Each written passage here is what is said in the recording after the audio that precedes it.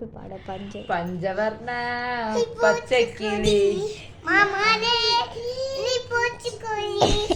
நான் தான் உனக்கு பாகுபலி.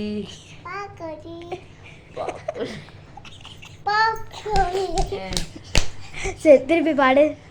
பஞ்சவர்ண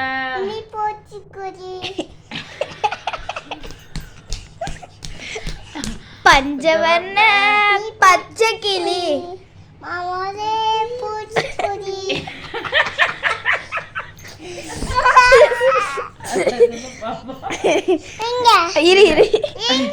நின்னு காட்டுறா. அம்மா திருப்பி பஞ்சவர்ண பச்சை கிளி